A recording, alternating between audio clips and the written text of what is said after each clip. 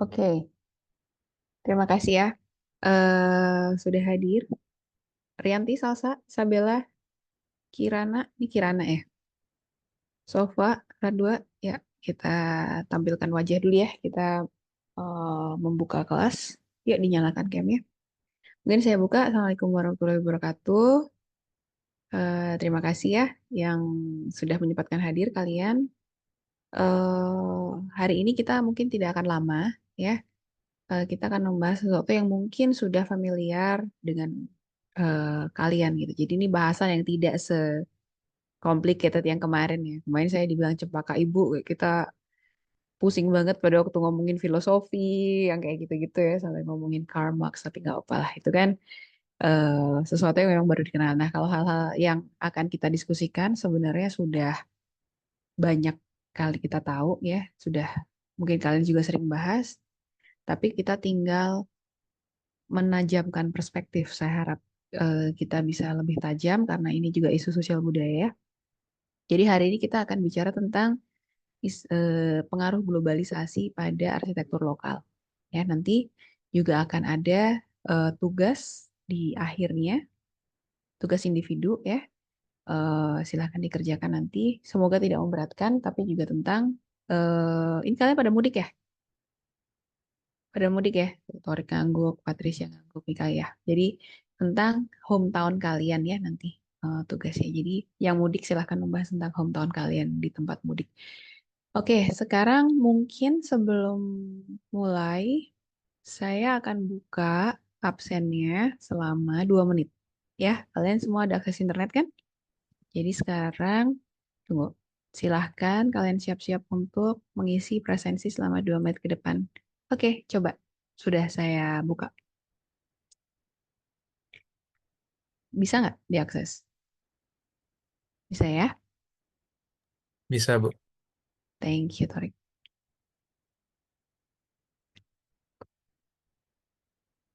Mungkin nggak usah 2 menit juga ya, 1 menit kalau udah selesai ya. Bisa lanjut kita ya.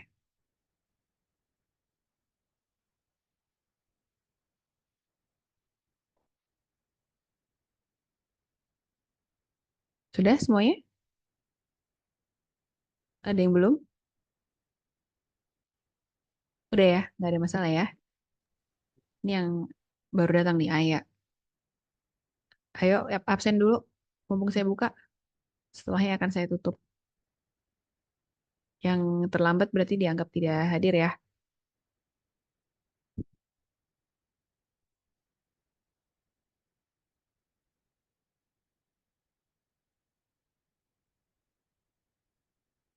Sudah? Udah? Udah ya semuanya? Oke, kalau gitu saya tutup lagi ya. Kita biar bisa fokus untuk kuliah. Oke, seharusnya sudah tertutup. Baik, mungkin saya mulai share screen dulu. Hmm, ini aja. Terlihat nggak ya? Terlihat ya? Lihat, Bu. Thank you.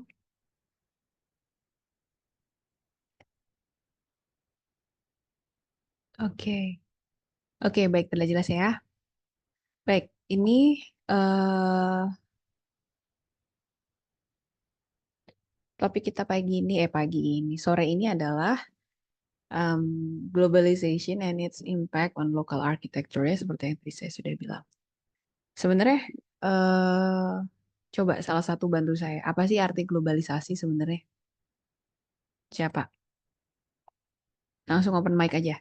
Nggak usah pakai raise hand karena mungkin saya nggak kelihatan. Silakan. Ayo dijawab kalau saya tanya. Apa sih globalisasi? Kan udah familiar sekali ya.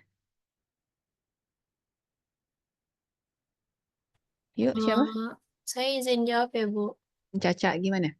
Eh, Kalau yang saya tahu sih globalisasi intinya kayak proses pertukaran atau kayak interaksi, bisa informasi atau apapun itu eh, dari satu negara lain ke negara lain gitu sih, Bu.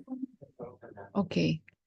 Oke, jadi ada pertukaran informasi gitu ya. Ada sesuatu yang terkoneksi antara satu negara ke negara lain. Oke, ada jawaban lain nggak? Atau setuju sama Caca? Silahkan, kasih pendapat. Yuk, walaupun kita online, tetap harus interaktif ya. Siapa nih?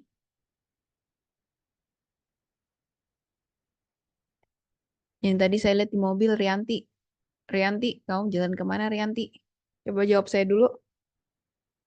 Apa globalisasi? Mana nih? Rianti,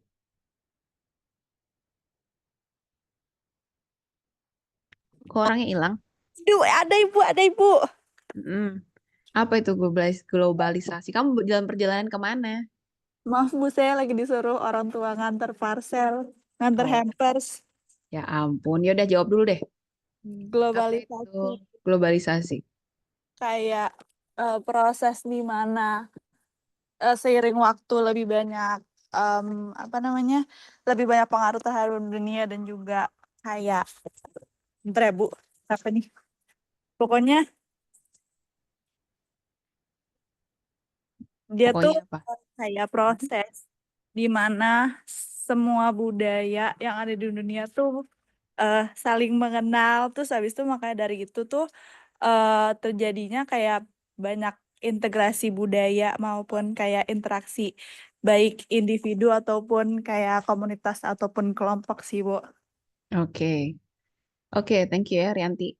Tetap dengerin kuliah ya, walaupun lagi nganter hampers. Oke, ya tadi si Caca dan Rianti udah menyentuh ya apa sih artinya globalisasi dan kita akan bahas tentang pengaruhnya dengan arsitektur ya. Kalau kita misalnya melihat definisi-definisi di bawah ini ya, kita baca bersama ya. A situation in which available goods and services or social and cultural influences gradually become similar in all part of the world.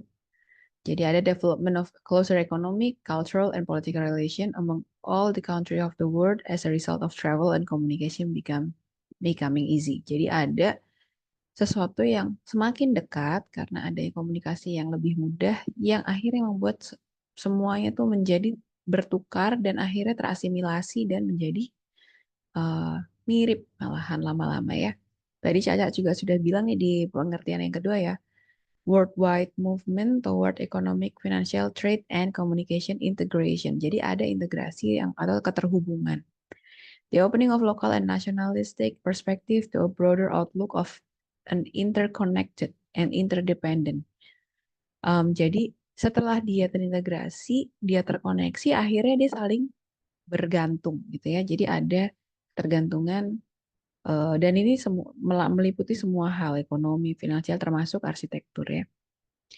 Oke, jadi intinya adalah ada kata kuncinya adalah interconnectedness, interdependence, eh, dengan advancement dalam komunikasi, transportation, trade, and leading to exchange of goods, idea, information, and cultural influence of a global scale. Ya, jadi intinya ada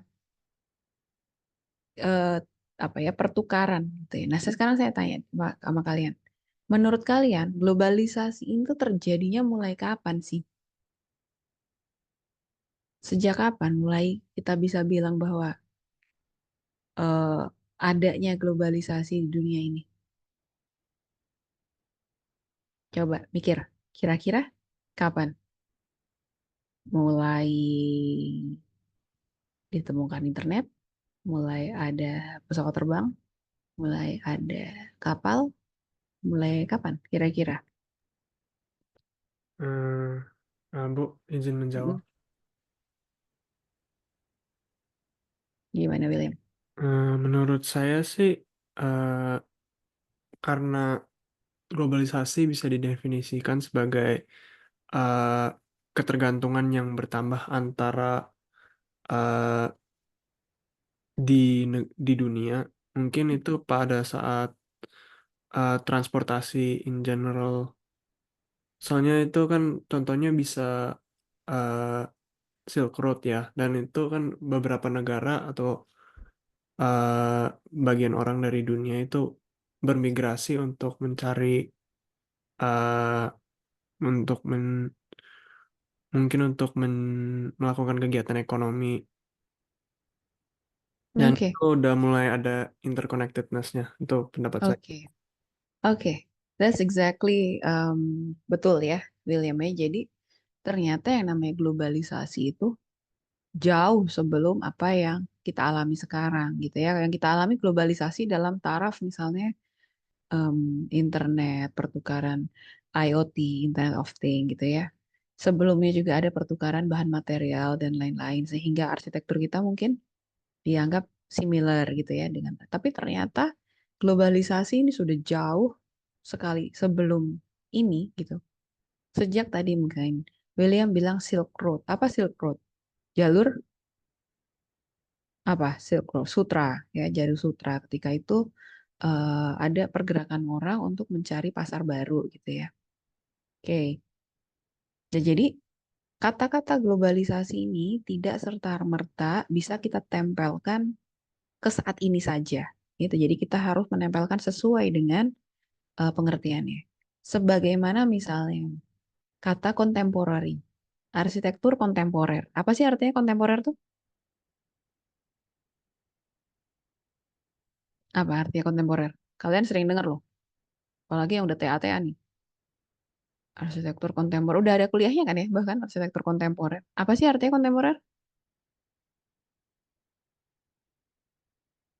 Kalau nggak salah modern bukan ya, Bu? Modern, oke. Sebenarnya bisa dibilang modern, bisa juga bukan. Tapi apa? Ada exact termnya mungkin. Eh, Kalau saat ini, arsitektur kontemporernya adalah modern. Nah, tapi apa? Yang dimaksud dengan kontemporer, apa coba? Masa seberapa puluh orang nggak bisa memberi? Terus saya bilangin Bu Indah loh, atau Bu Tina. Padahal nggak ngerti Bu, Izin kontemporer. jawab lagi, Bu. Ya, sok gimana Cempaka? Karena pada saat ini tuh arsitektur kontemporer yang modern, berarti kayaknya bisa diambil kesimpulannya kontemporer itu yang pada saat itu sedang modern, pada saat Yes, itu sedang ngetren. betul. Betul sekali. Jadi kata-kata kontemporer itu seakan-akan kalian menempelkannya adalah arsitektur modern. Padahal itu kontemporer adalah arsitektur modern ya karena kalian ngomongnya saat ini. Saat dulu, zaman Majapahit, arsitektur kontemporernya ya candi mereka. Saat zamannya mungkin tembok Cina dibangun, ya arsitektur kontemporer saat itu ya mungkin seperti itu. Di Cina saat itu ya, eh, apa sih namanya?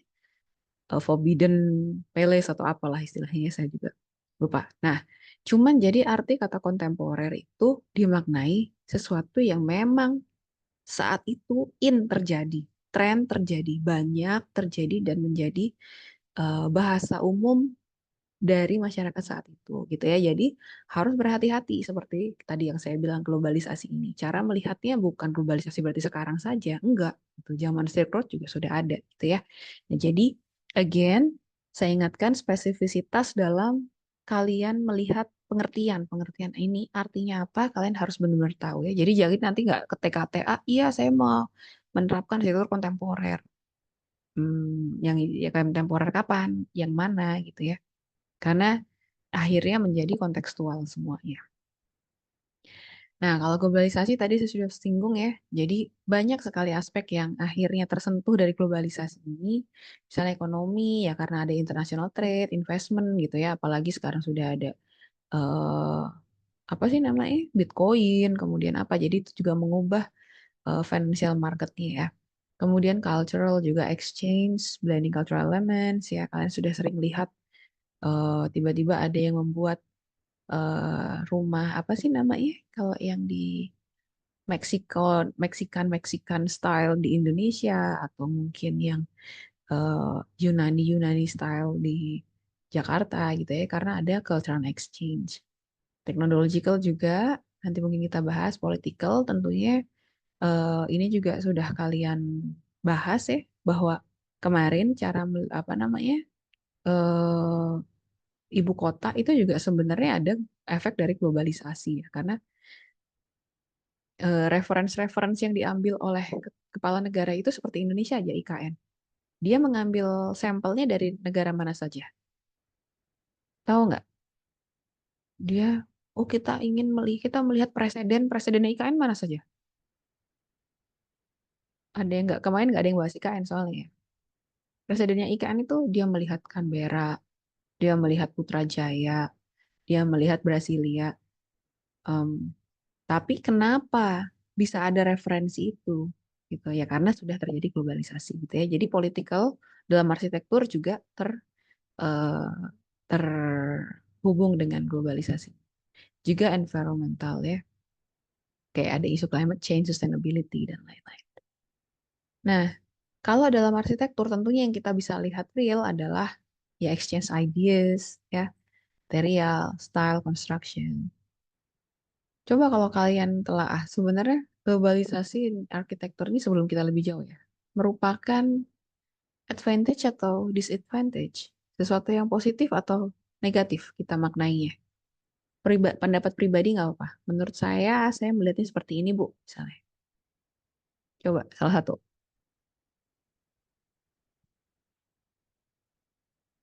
Siapa? Ini kalian yang aktif, kalian bisa dapat poin tambahan loh dari saya. Padahal kenapa sih kalian tidak mau aktif? Coba Patricia, silahkan. Iya, Bu, izin berpendapat Mm-mm. ya. Menurut kamu gimana? Sebenarnya kalau menurut aku globalisasi itu buat arsitektur em, lebih condong ke disadvantage ya, Bu, karena kalau menurut aku gara-gara globalisasi ini tuh eh, arsitektur-arsitektur muda yang sekarang tuh jadi kehilangan citranya sendiri karena merasa yang lebih bagus itu yang luar negeri. Jadi luar negeri diterapin ke Indo. Jadi kayak menurut aku arsitektur-arsitektur sekarang itu agak condongnya ngikutin preseden gitu Bu, bukan punya identitas sendiri. Mungkin bisa Oke. kelihatan dari rumah-rumah adat lebih jarang daripada rumah-rumah modern yang ada sekarang gitu. Saya juga ngomong gini gara-gara kompleks saya tiba-tiba minimalis semua Bu, jadi saya kemarin agak nyasar waktu nyari rumah, tapi nggak apa-apa. Komplek di mana? Kompleks saya, rumah saya di Bekasi. Awalnya Heeh. rumahnya biasa semua, cuman ternyata pas saya pulang kali ini banyak yang udah pakai atap datar, terus rumahnya banyak kaca, terus ya saya mikir aja sebenarnya nggak baik di iklim Hmm, Indonesia, cuman oke. diterapin gitu. Karena apa menurutmu? Eh, Kalau saya tanya tetangga-tetangga saya katanya karena ngetren, terus ya Karena udah gitu. ngetren. Ya, betul. Nah, karena itulah yang sedang kontemporer saat ini ya.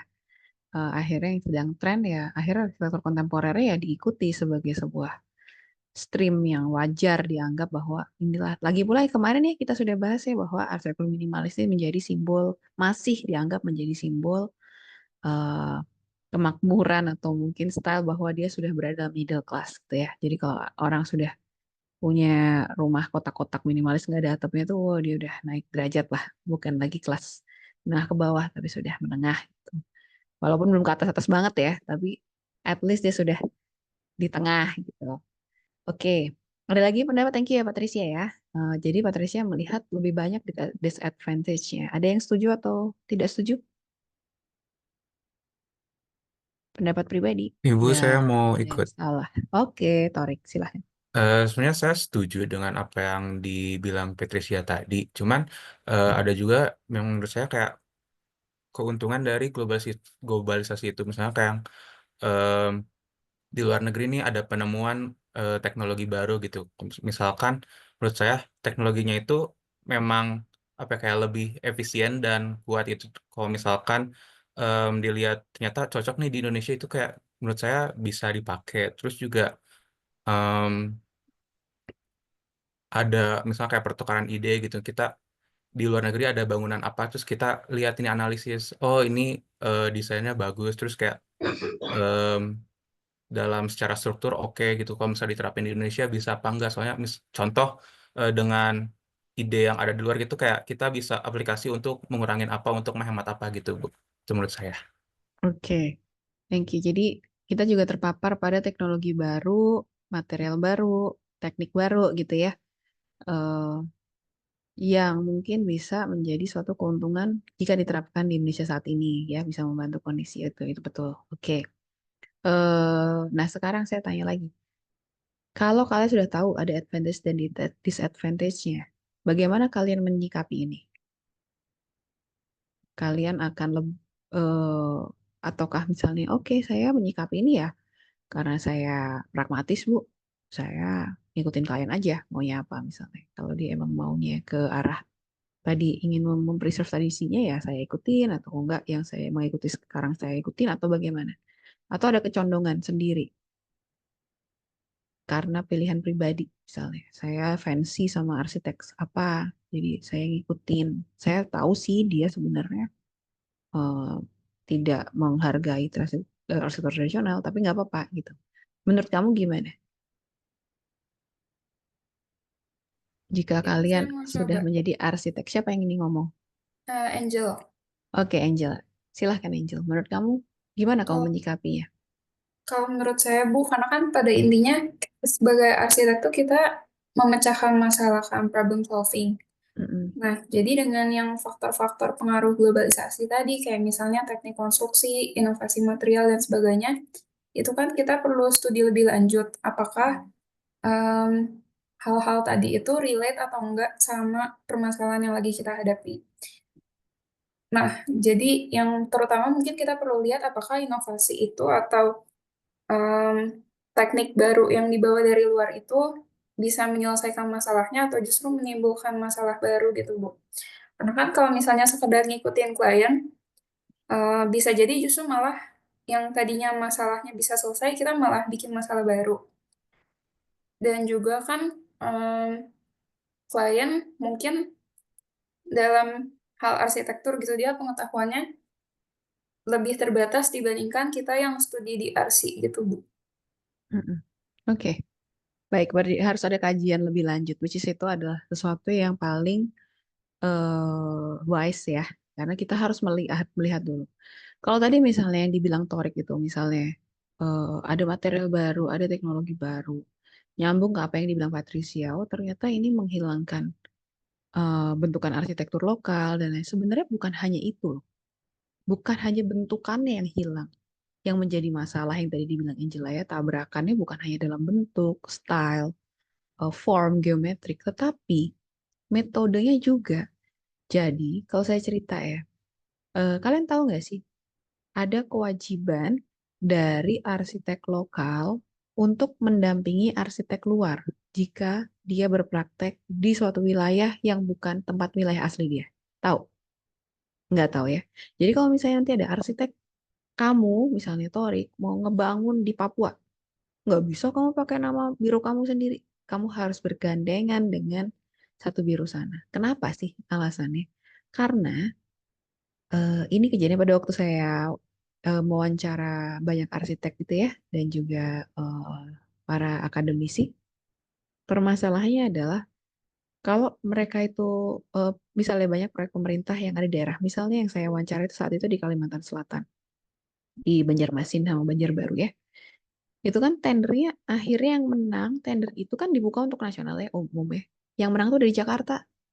Nah orang Jakarta teh ternyata teh udah macam Torik gitu tadi. Wow udah terpapar segala macam teknologi baru. Diterapkanlah dia menang. Dibawa ke Banjarmasin. Ternyata tukang lokal tidak ada yang bisa ngerjain. Nah sekarang tender udah ditandatangani, desain sudah fix. Gimana caranya? Mereka impor tukang. Tukang dari Jakarta bedol desa pindahin semua ke sana. Akhirnya ada permasalahan gesekan sosial. Itu adalah suatu permasalahan ya. Kita bicara tentang isu sosial budaya ya. Itu adalah suatu isu sosial yang tidak terpikir oleh arsitek-arsitek, bahwa desain dia itu memang mungkin sudah disesuaikan dengan tradisi lokalnya, bentuknya sudah diinikan, dengan mungkin filosofinya juga sudah dicocok-cocokin lah sama yang lokal, tetapi ternyata gedung dia itu membuat masalah sosial yang cukup banyak gitu. Bahwa tidak tukang lokal kehilangan pekerjaan karena teknologinya terlalu advance gitu. Nah, itu juga salah satu efek globalisasi yang mungkin kadang tidak terpikir oleh kita. Ya, mungkin kalian sempat pernah mikir nggak yang seperti itu? Biasanya kan yang terpikir ya memang menghilangkan bentukan lokal dan lain-lain gitu ya. Nah, itu adalah mungkin kalau kita bicara di ini ya, di topik ini dan di kuliah ini, jadi harus memiliki ketajaman dan empati dan sensibilitas yang tinggi gitu ya. Kira-kira gimana nih? Bukan hanya formnya, gimana dengan tukangnya, gimana dengan arsitek lokalnya? Gara-gara yang menang orang Jakarta, arsitek lokalnya nggak dapat kerjaan. Makanya sekarang ada peraturan pemerintah yang mengharuskan arsitek lokal harus mendampingi atau harus didampingi oleh arsitek lokal kalau yang baru datang. Itu juga untuk menjaga keberlangsungan biru-biru arsitek eh, di tempat asalnya ya. Dan itu adalah salah satu efek dari globalisasi. Baik, oke, tapi kira-kira bisa dimengerti ya, maksudnya bahwa kata-kata globalisasi ini dalam arsitektur ini benar-benar dua sisi mata koin, two-sided dagger lah istilahnya. Pisau yang berujungnya dua, yang tajam dua, dia bisa ngelukain ke kanan, bisa ngelukain ke kiri. Jadi ada baik dan ada buruknya. Jadi nanti kalian harus bisa mendemonstrate dalam tugasnya sensitivitas untuk membahas itu, ya. Oke, saya ingin sedikit saja kita secara cepat membahas tentang historical context ya tadi bahwa globalisasi ini dari Silk Road itu sudah ada ya. Dari abad kedua itu sampai ke abad 15 ya. Bahkan abad kedua sebelum Masehi sampai abad ke-15 Masehi itu bahkan ternyata tidak hanya barang jualannya saja, goods-nya saja yang berjalan melewati jalur sutra itu, tetapi ternyata ide-ide arsitektur itu juga mengalir. Ternyata pagoda-pagoda Jepang itu merupakan evolve-nya dari Indian stupas. Ya, jadi memang mungkin di stupa di sana tuh berundak seperti itu, akhirnya dia membuat entah bagaimana dalam perjalanannya berundaknya menjadi ke atas seperti ini, seperti pagoda gitu ya. Kemudian kalian bisa lihat eh, Islamic architectural element itu aslinya kan mungkin di Jazirah Arab. Itu bisa sampai ke Spain, ke Persia. Kemudian juga misalnya yang bawah ini, yang bawah kanan ini, Caravanserais ini adalah penginapan-penginapan di jalur-jalur pedagang yang tiba-tiba muncul karena adanya pergerakan orang itu gitu. Dan bentuknya merupakan material lokal, tapi bentukannya banyak yang diadopsi sesuai dengan tren pedagang yang saat itu. Ketika itu yang maksudnya yang banyak lewat itu pedagang mana, sehingga ada Caravanserais ini berbeda-beda ininya ya bentuknya. Jadi ini merupakan salah satu contoh bahwa bahkan sejak Silk Road aja ide-ide arsitektur dan bentuk arsitektur itu sudah uh, mulai bergerak gitu ya. Kemudian di penyebaran Islam juga, jadi Islam Concentrate itu membuat budaya Islam itu sangat menyebar ya. Awalnya dari Persia, Bizantin, sampai akhirnya ke Afrika, Southeast Asia, Ottoman Empire. Nah, kalau kalian bisa contoh ininya ya, bahwa budaya-budaya Islam ini masuk dan kemudian merge dengan budaya lokal.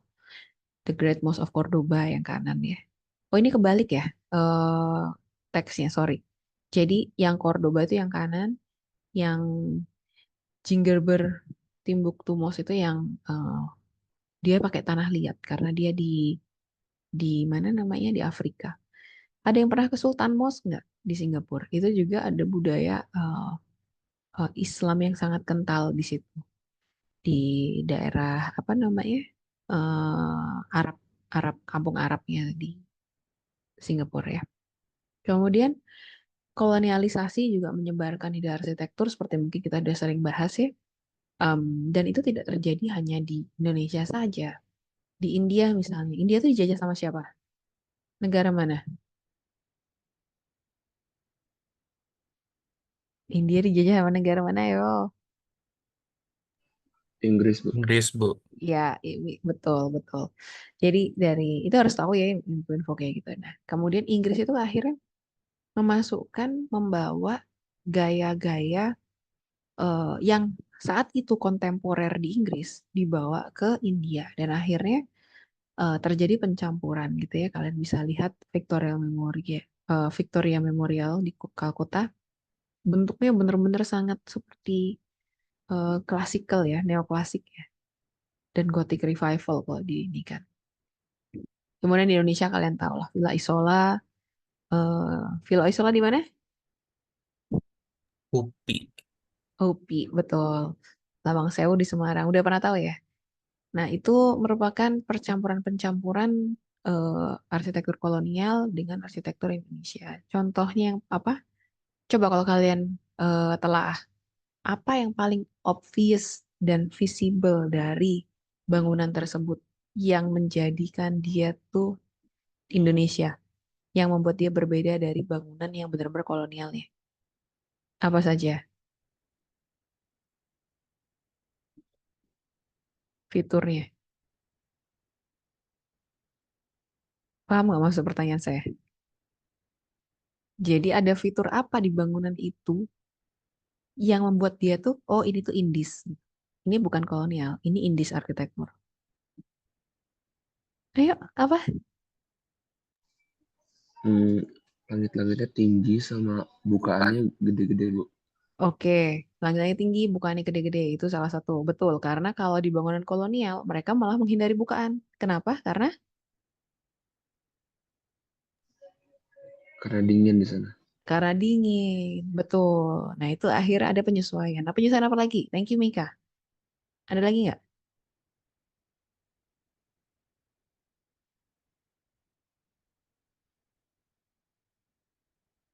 Apalagi ya, yo, yang kelihatan banget.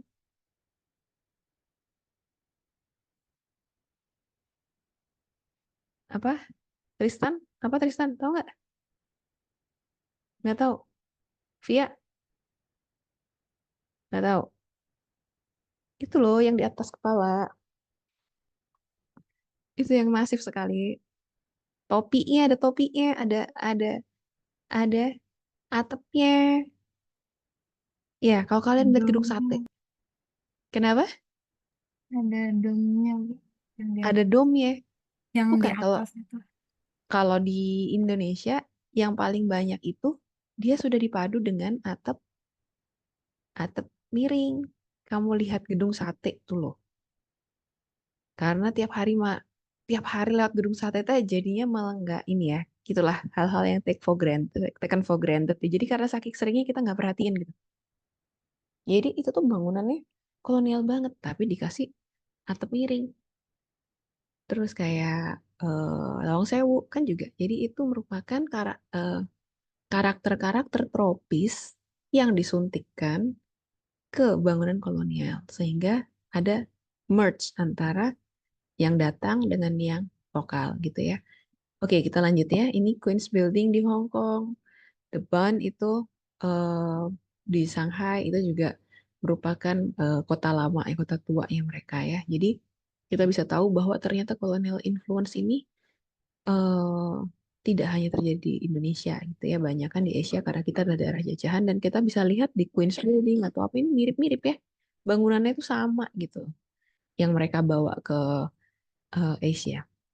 Oke, kemudian beranjak ke modernisme. Nah, modernisme ini dia lebih menolak, nih intinya adalah dia itu ingin sesuatu tuh bukan custom malahan kalau bisa function driven, jadi semua itu bisa mungkin dibuat parsial gitu ya. Bisa di apa ya namanya istilahnya ya, tidak perlu crafting gitu loh. Jadi akhirnya yang itu nanti leading kepada yang namanya industrialisasi dalam arsitektur ya.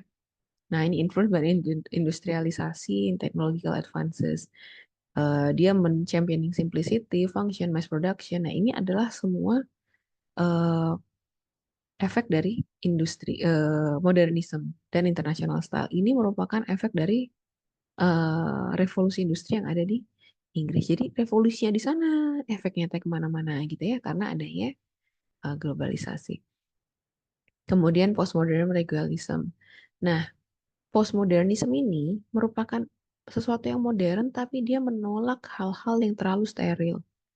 Dia menolak sesuatu istilahnya ya gue mau modern, tapi kalau emang gue pengen pakai dekorasi nggak apa-apa dong. Akhirnya kalian lihat di gedung yang kiri bawah, kotak tak tak brutalis, tapi ditempelin hiasan ini, ditempelin hiasan yang garis-garis, materialnya dibedain apa, jadi rame gitu ya. Padahal sebenarnya apa ya, core-nya adalah dia tuh sebenarnya modernis, tapi kemudian dia memberontak menjadi postmodernis. Jadi dia reject rigidity of modernism, dan dia ingin tetap ada historical references. Dia tetap ingin ada ornamen dan cultural symbolism, gitu ya.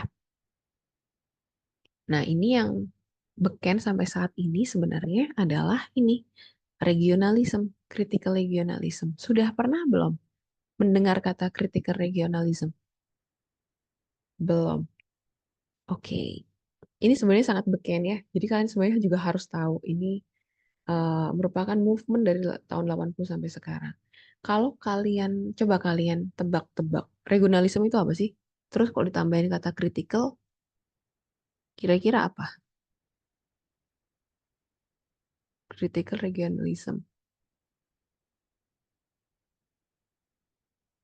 Kenapa muncul regionalism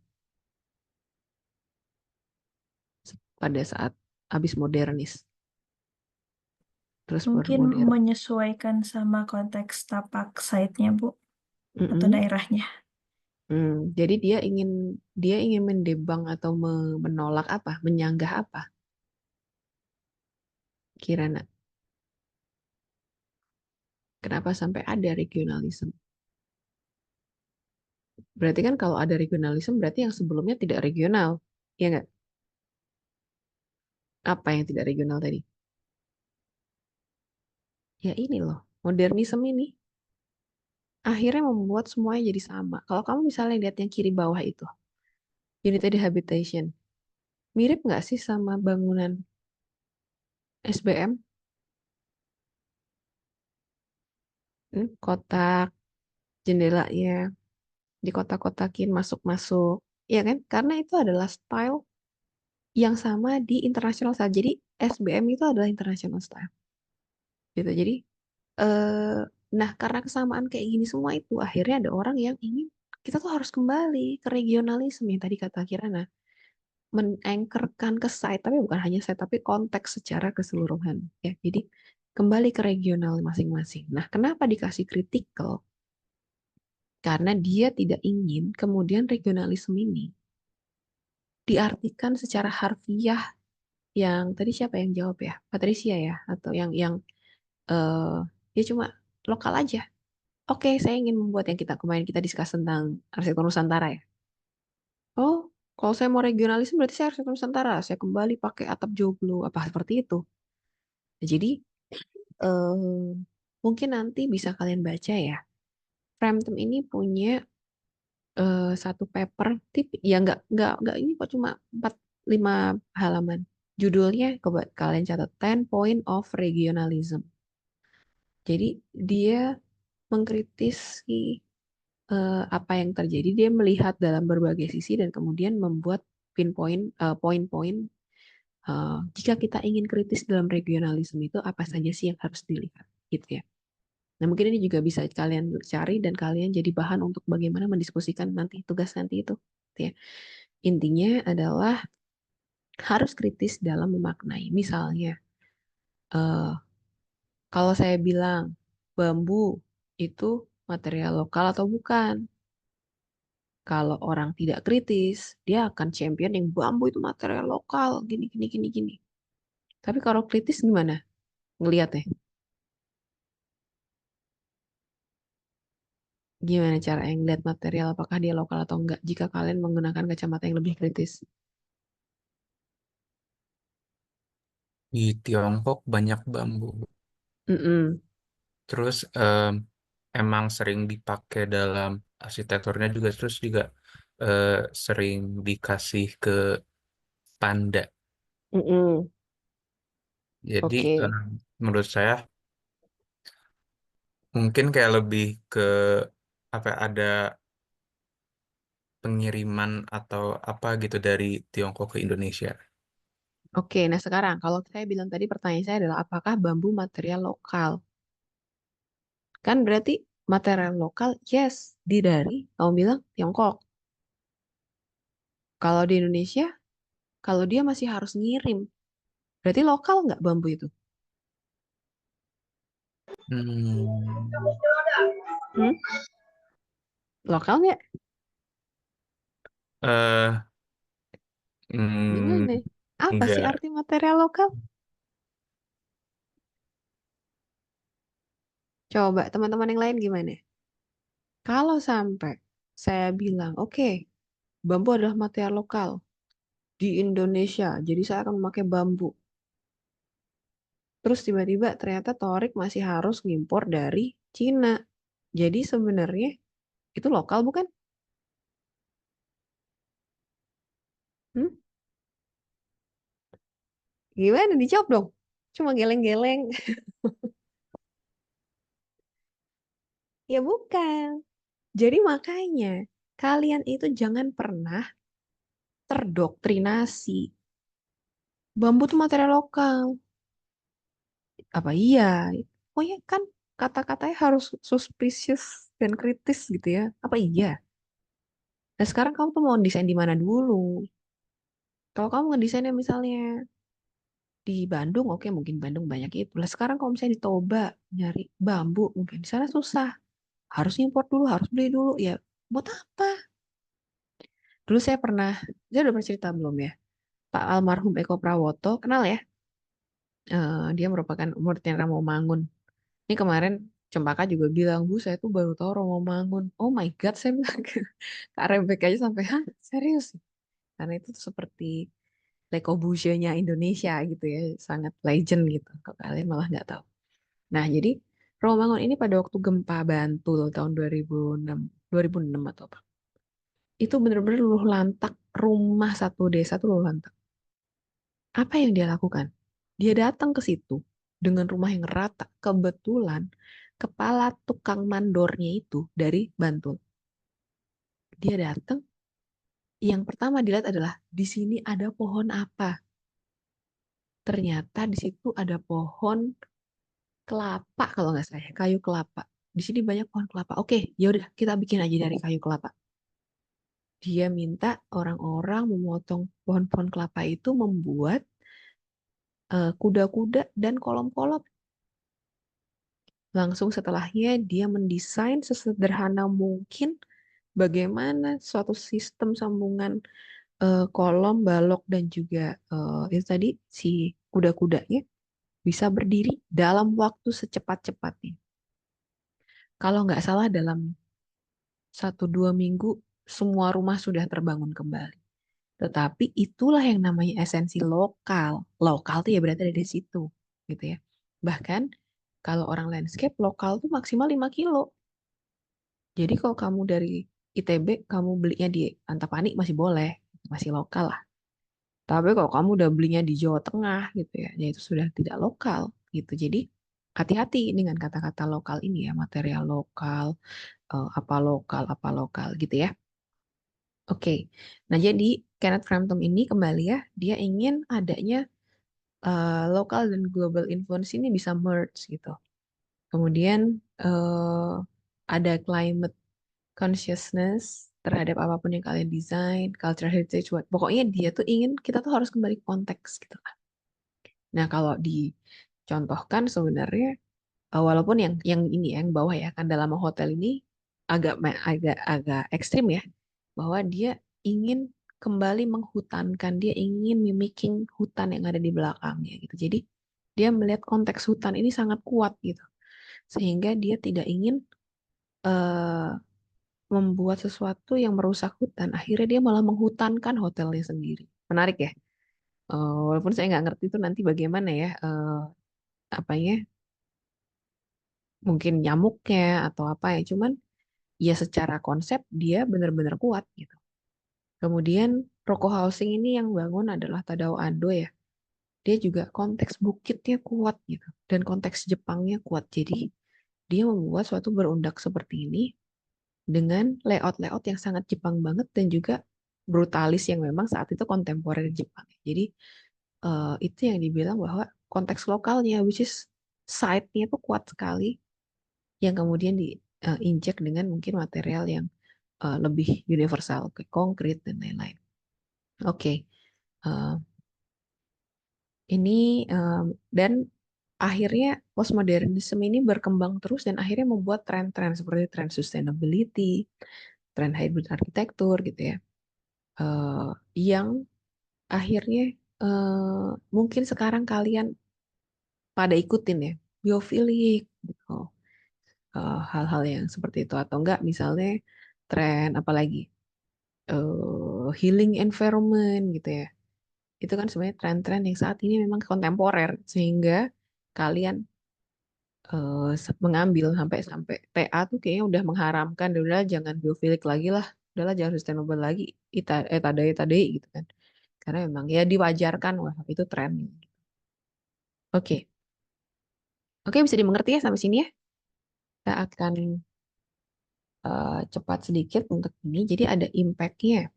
Tadi kita udah bahas positive impact, negative impact ya. Tapi saya ingin kalian juga memiliki kehati-hatian gitu. Bagaimana kita mengkategorikan ini tuh positif atau negatif. Jadi mungkin buat Torik itu negatif, buat Kirana bisa jadi itu positif gitu ya. Jadi harus ada critical thinking dan juga empati dan juga sense yang lebih tajam untuk bisa menggolongkan dia positif atau negatif. Ini kita secara generik saja membahas, tapi apapun yang saya bilang positif mungkin juga bisa berdampak negatif gitu ya. Jadi jangan kemudian ini telan bulat-bulat gitu. Nanti mungkin kita bisa diskusikan jika memang ada yang kurang pas gitu misalnya penempatannya. Misalnya teknologi and innovation ya, in arsitektur itu yang satu yang dampak positif. Advancement in material tadi yang kita sudah bahas ya. High performance material, self-healing concrete, absorbing concrete udah mulai ada ya, jalanan aspal jalan yang udah bisa menembuskan air ke bawah. Udah tahu ya? Jadi itu nanti aspal tuh bisa nyerap air gitu. Jadi nggak perlu lagi biopori atau apa, aspalnya sendiri udah bisa ini.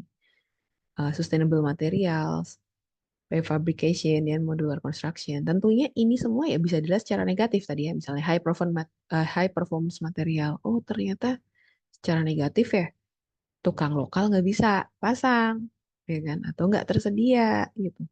Jadi harus impor semua misalnya. Kemudian ada juga misalnya cross laminated timber gitu ya. Atau sekarang ada bambu yang fake bambu, fox bambu atau bambu plastik. Atau touches plastik. Kamu tahu touches kan? Ijuk yang biasa rumah-rumah adat Bali itu. Rumah adat Bali atau rumah-rumah adat itu pakai touches itu. Kalau misalnya hotel-hotel, mereka kan nggak mau per 5 tahun modal ganti touchesnya. Karena itu kan decaying, rusak. Sehingga mereka bikin material fox. Fox itu artinya palsu. Ijuk palsu yang dari kayak semi plastik itu. Yang akhirnya kekuatannya bisa seterusnya berpuluh-puluh tahun. Ya seperti cross laminated timber ini kan sebenarnya apakah dia beneran timber? Nah, jadi ini suatu yang baik kita lihat bahwa ya semakin advance, tapi buat orang-orang yang menghargai kejujuran material, pernah nggak dengar kejujuran material? Itu mereka paling benci tuh. Kalau emang kayu ya tampilkan kayu. Kalau emang lu mau tampil kayu ya lu harus mau beban ngurusinnya. Karena itulah karakter asli kayunya. Jangan sok-sokan pengen kayu tapi nggak mau ngurusin, nggak mau gantiin gitu-gitu ya. Jadi memang ini bisa dilihat dari dua sisi. Oke, kemudian fabrication and modular construction ya. Kemudian digital fabrication and AI-driven design ya. Jadi ada AI dan parametric design tentunya menjadi bisa explore complex form. Zahadid itu sangat menggunakan itu ya. Kemudian siapa namanya? Frank Gehry gitu ya.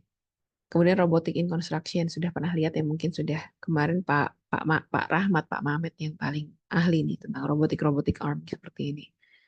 Dan juga 3D printing in arsitektur. Bahkan sudah ada rumah yang sudah tinggal pakai 3D printing saja sehingga mengurangi labor cost ya.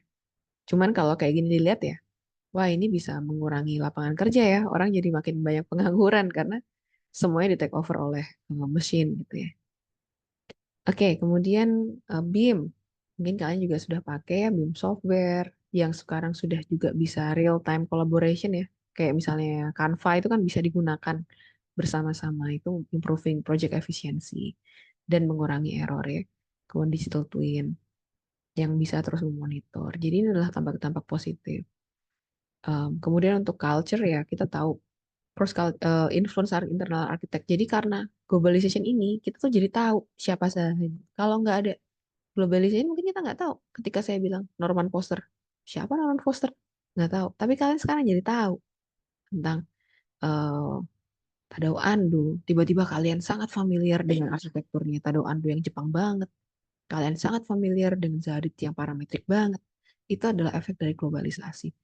Dan dengan adanya mereka menjadi uh, role model, akhirnya kalian jadi mengcopy. Kalian jadi tertarik. Saya nggak ngerti, mungkin banyak yang kalian juga jadi tertarik parametrik kan. Karena melihat bangunan-bangunan saat itu, saya jadi tertarik. Akhirnya kalian akan mengadopsi parametrik itu ke Indonesia. Tanpa sadar, kalian adalah menjadi agen globalisasi itu sendiri.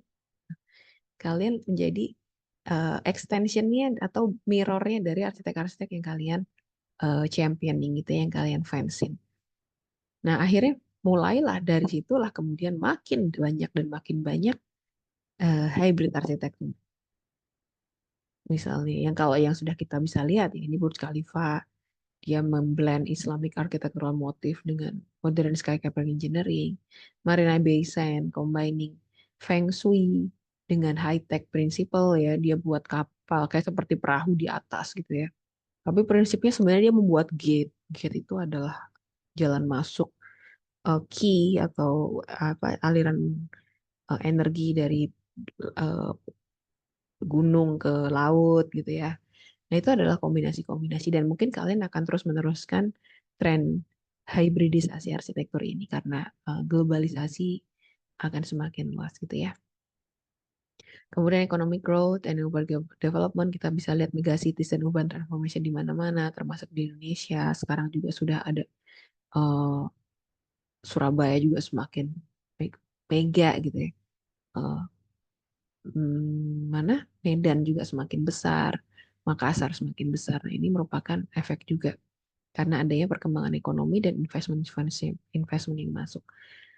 Ini juga setelah ada investment yang masuk, mulailah tumbuh infrastruktur yang akhirnya mempengaruhi banyak juga pekerjaan-pekerjaan konstruksi. Seperti kalau di Indonesia tuh, high speed train Indonesia namanya apa? Yang dari Jakarta ke Bandung tuh? Bus. Wush. Yes, betul. Bus. Itu salah satu impact dari globalisasi ya, bahwa oh kita lihat di Jepang udah bisa, kita juga harus bisa. Tapi yang ngerjain Cina ya kebetulan ya. Kemudian smart cities. Jadi globalisasi ini impact-nya luar biasa besar ya. Nah, ini ada negatif impact-nya tadi yang disebutkan siapa ya, Patricia kalau nggak salah, loss of cultural identity, jadi homogenisasi ya tadi. Kalau di rumahnya Patricia tuh jadi minimalis semua. Kalau di kota-kota menjadi glass and steel skycaper semua. SCBD itu kan semuanya sama. SCBD dengan, kalau saya mungkin nge-capture SCBD dengan nge-capture SCBD-nya Singapura dan Malaysia, mungkin ketika dibandingkan kamu tidak akan notice mana di mana gitu, karena memang mirip gitu. Yang akhirnya ada sindrom namanya copy paste city syndrome gitu. Jadi seperti halnya kita merefer mana dan kita ingin mengcopy paste-nya. Dan itu sebenarnya wajar, kayak dulu Soekarno, kalau London bisa membuat gitu, Indonesia juga harus bisa buat gitu kan. Itu kan tanpa sadar dia mengcopy paste ide itu, apa, identitas London itu ke Indonesia gitu. Cuman ya ini adalah efek dari globalisasi. Sudah pernah dengar McDonaldization of Architect? McDonald itu apa sih? Dulu dia tuh kan menjadi pionir ya, makanan cepat saji yang semua menunya sama di semua McDonald manapun, sama kan ya di Indonesia dan di luar juga. Jadi di Indonesia tuh kalau namanya menu breakfast ya adanya ayam apa telur, di mana-mana sama rasanya seperti itu gitu. Nah, itu yang di ada seorang sosiologi, saya lupa namanya, yang bilang McDonaldization of architecture. Jadi semuanya menjadi standardized.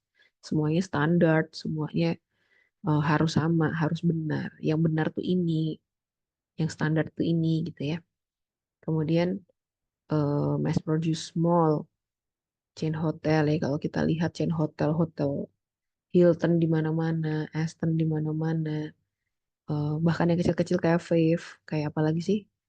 Eh, ya itulah pokoknya. Jadi kita sudah dan menggunakan bahasa arsitektur yang lumayan mirip gitu. Biasanya mereka punya corporate image. Nah, arsitek-arsitek corporate ini yang kemudian mengikuti corporate image-nya apa. Kemudian shopping mall culture, itu juga kita lihat shopping mall dimanapun hampir semua sama ya. Bentuknya kayak gitu, ada atriumnya, ada glass window shoppingnya. Jadi ini dianggap sebagai negative impact ya. Kemudian gentrification. Ya kemarin sudah tahu ya gentrification apa? Ada yang belum tahu? Coba siapa yang bisa jelaskan apa itu gentrification kira-kira?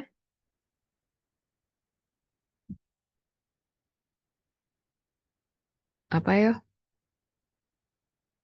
Sering dengar kan ya? Saya yakin banyak yang tahu tapi nggak mau jawab. Coba sok siapa? Daripada saya minta random loh.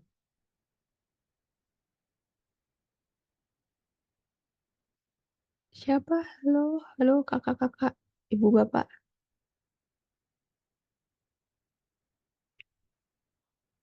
Ya udah saya panggil ya. Virus Adibah. Iya, Bu. Apa itu gentrification? Menurut kamu, Hmm, setahu kamu. Kalau setahu aku itu tuh kayak perkotaan yang awalnya tuh permukiman buat masyarakat. Pasti kayak berpenghasilan rendah, tapi lama-lama jadi buat orang-orang yang penghasilannya tinggi gitu.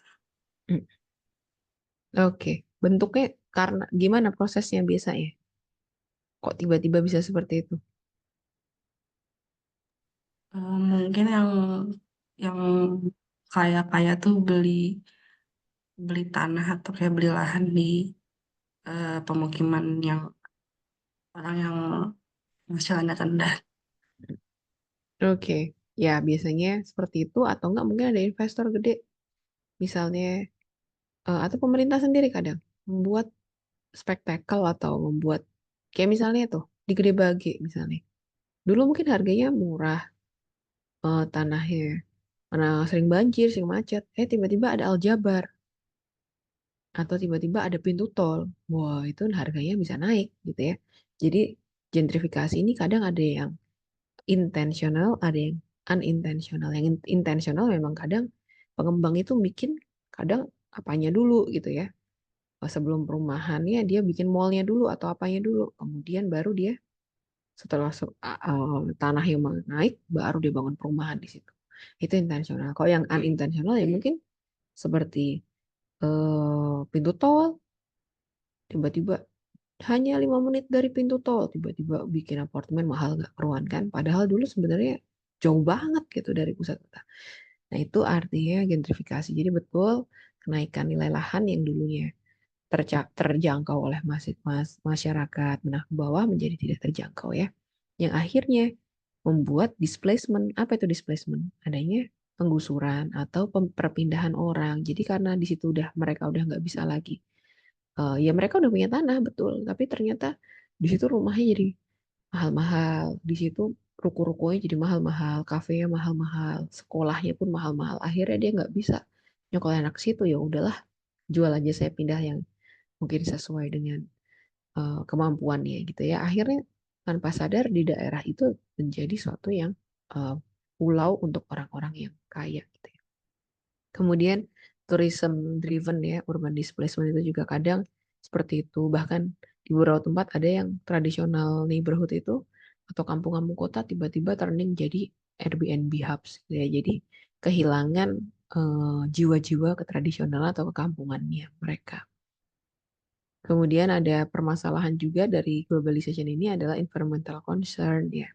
Yang tadi misalnya inappropriate building design for local climates tadi padahal di apa namanya yang tadi dibilang Mika ya bahwa arsitektur kolonial aja menyesuaikan diri loh dengan tropical ini. Cuman ternyata kita sendiri yang kadang tidak aware dengan itu. Dan bukan terjadi di Indonesia saja. Kamu bisa lihat di Abu Dhabi misalnya. Itu misalnya tower Burj Khalifa itu kurang panas apa itu? Turun. Cuman dia dari ujung kaki sampai ujung kepala isinya kaca. Kalian bisa bayangkan betapa besarnya biaya pendingin ruangannya di bangunan itu. Udah bangunannya tinggi banget pula kan. Jadi berapa kali AC split itu mau dipasang ya untuk mendinginkan ya. Nah, jadi ada ketidakcocokan dengan local climate. Juga termasuk tadi yang dibilang Torik ada imported material itu menjadi increasing building carbon footprint. Jadi semakin jauh jarak impornya berarti semakin tinggi carbon footprintnya, berarti itu sangat yang lebih tidak recommended secara sustainability. Kemudian high resource consumption, jadi skyscraper ini ternyata konsumsi konkretnya energinya tuh besar sekali ya, jadi membuat environmental degradation. Oke, mungkin itu kalian ini adalah hal-hal yang mungkin kita sudah bisa logik ya, maksudnya sudah bisa tahu, sudah bisa pikir, sudah bisa kalian pahami. Ada yang ingin ditanyakan atau diskusikan nggak, teman-teman? Sudah paham kan ya, kira-kira ya, apa itu globalisasi, cara melihatnya bagaimana, eh, kemudian perspektif-perspektifnya untuk melihat itu, pokoknya percaya setiap setiap hal itu ada dua sisi mata koinnya. Kalau ada positif pasti ada negatifnya. Tinggal kalian tuh mau lihat apa enggak gitu ya. Kalau kalian lihat ini negatifnya pasti ada positifnya. Mau dilihat apa enggak? Kalau ini kalian lihat positifnya pasti ada negatifnya. Nah, jadi dengan begini saya harap di kuliah ini kalian bisa lebih luas dalam melihat sehingga tidak cuma ngejudge ya. Oh ini jelek ini apa? Tapi kalian bisa juga mempertimbangkan dari dua sisi.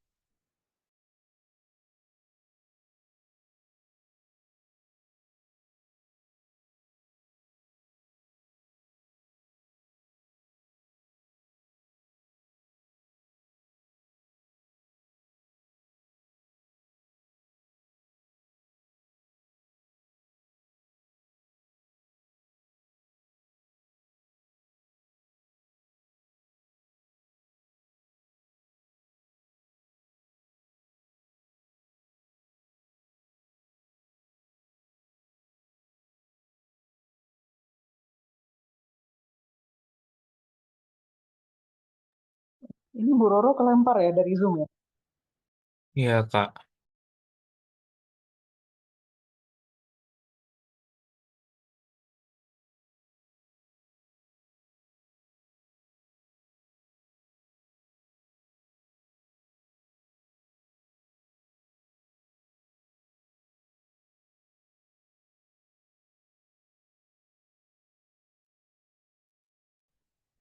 Sorry. Laptop saya mati. Suara saya masih terdengar ya? Masih, Bu. Oke. Em,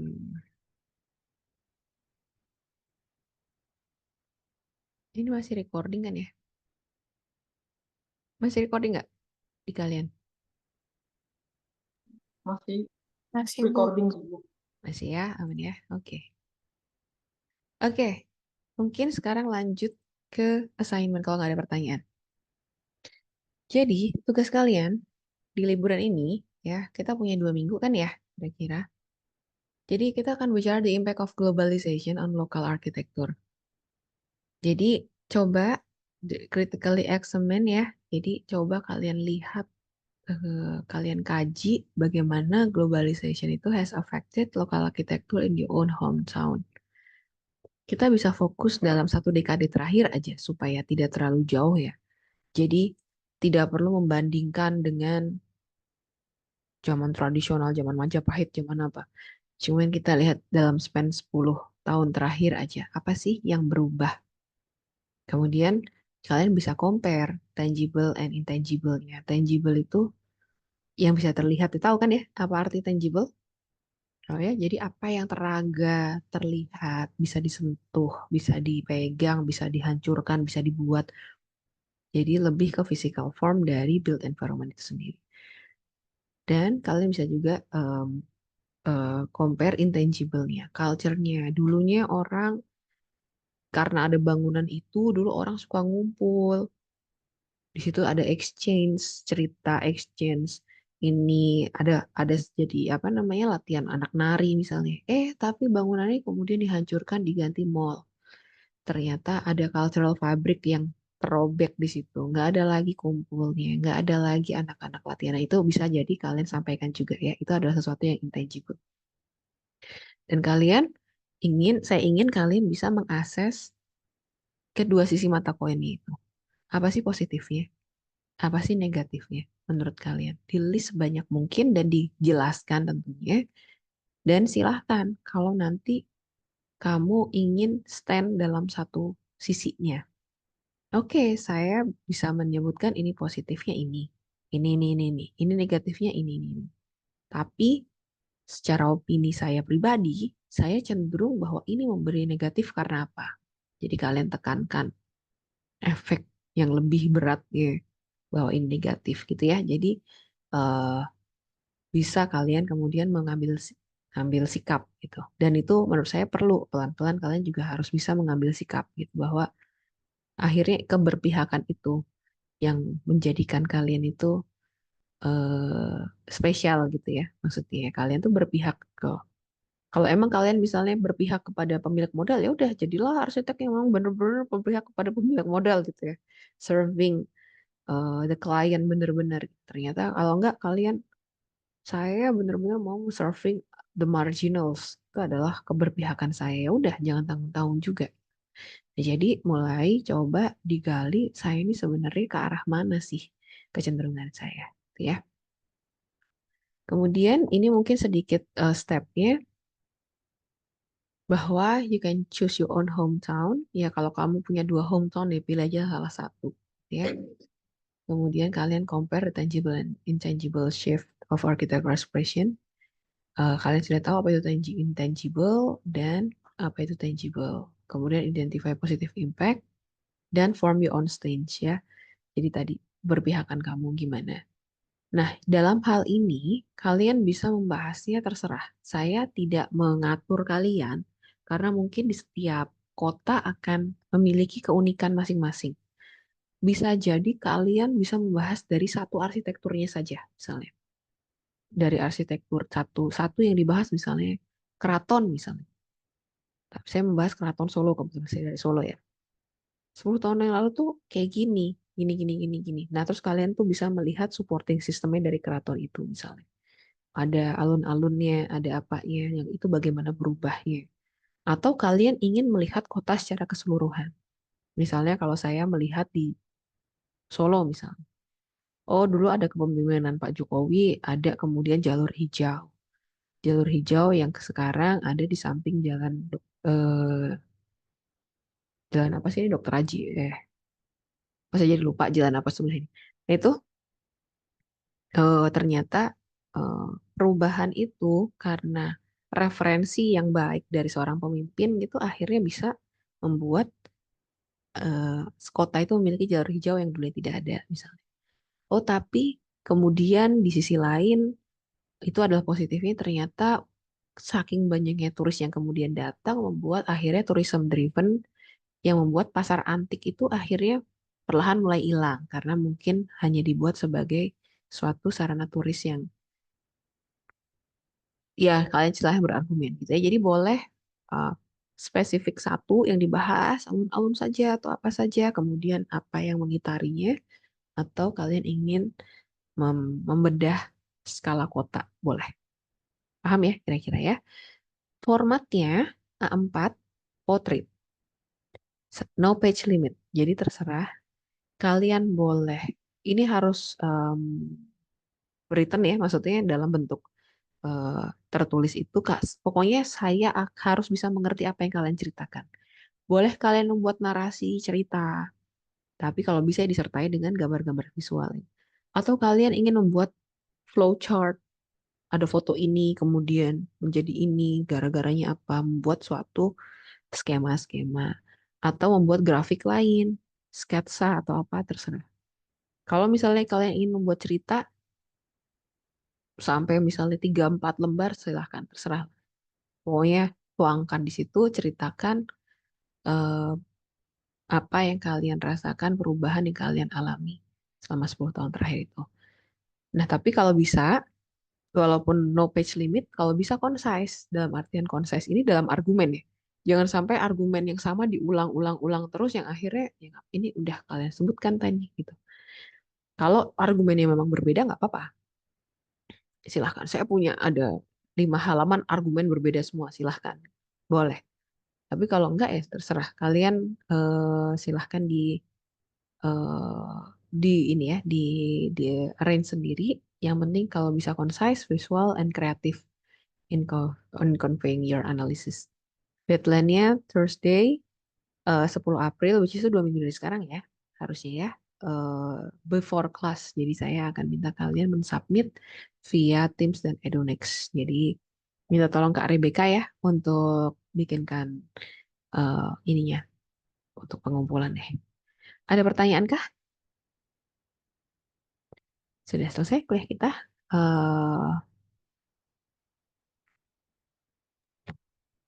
Bu, saya mau nanya,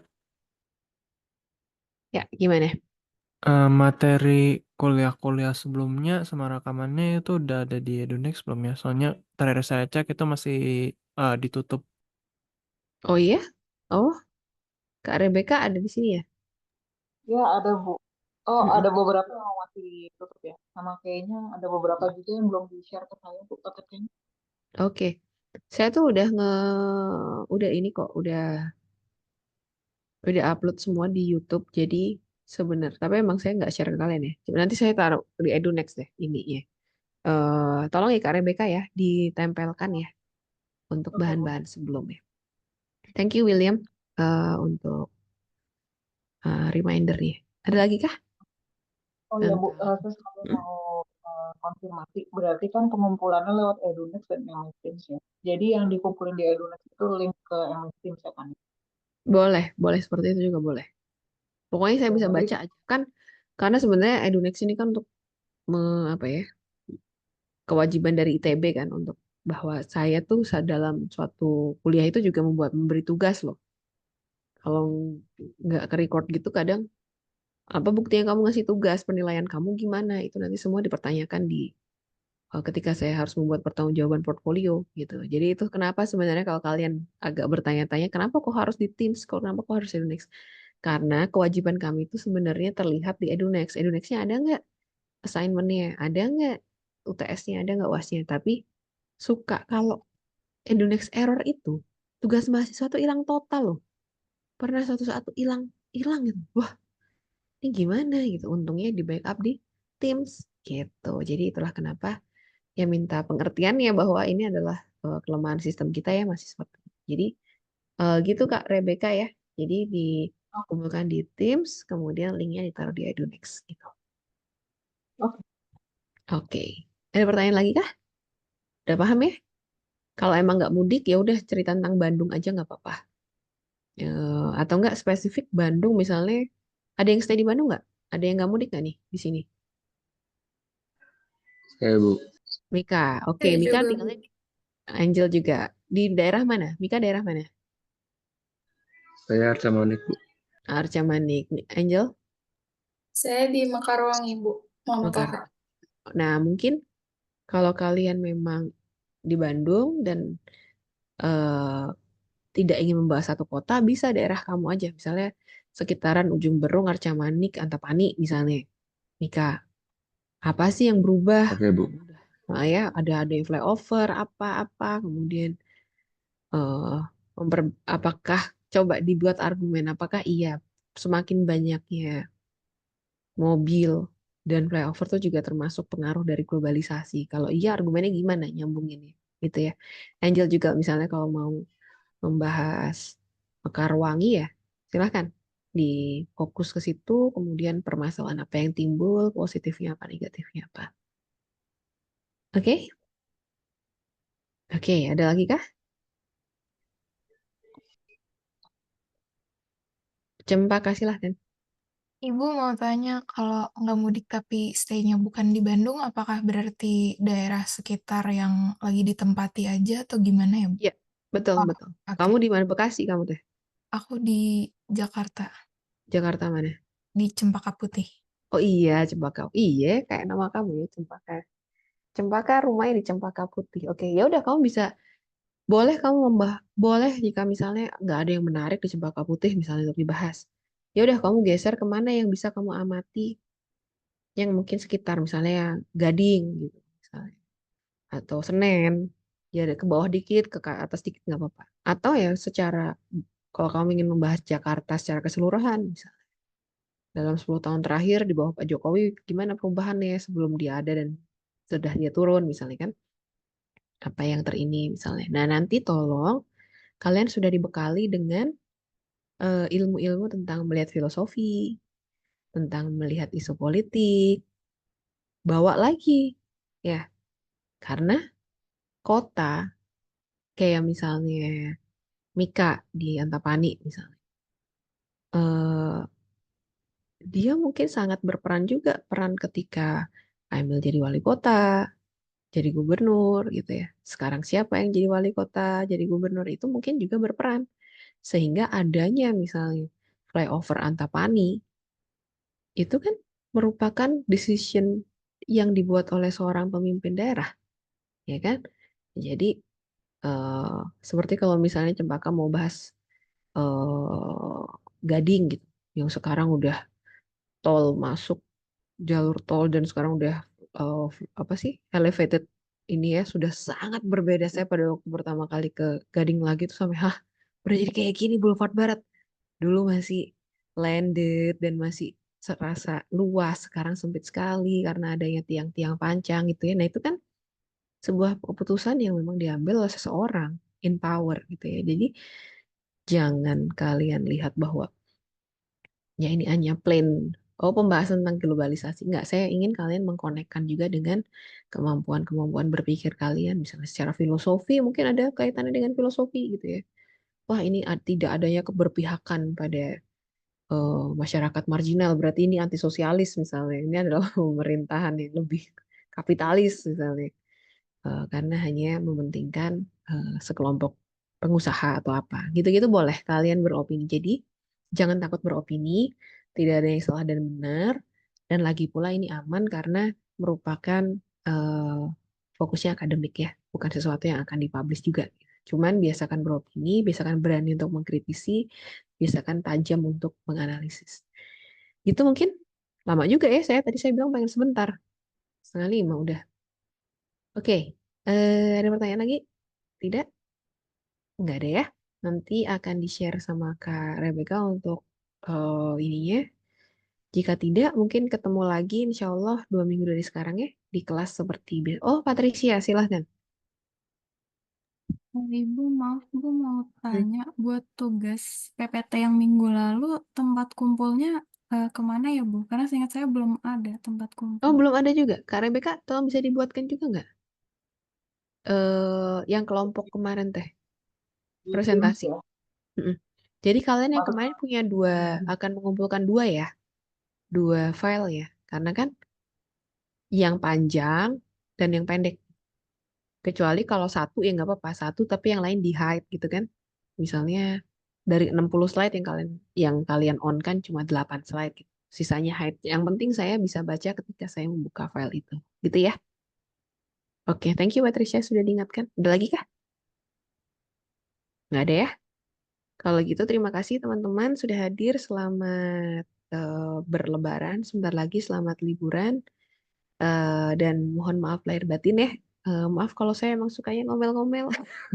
Saya tuh adalah dosen yang sukanya ngomel. Jadi mohon maaf lahir batin. Semoga lebarannya seru dan lancar. Jangan lupa kembali ke Bandung on time ya. Oke, thank you. Kalau gitu saya tutup. Assalamualaikum warahmatullahi wabarakatuh. Terima kasih, Bu. Terima kasih, Terima Bu. kasih, Bu. Terima kasih, Bu. Saya end meeting ya.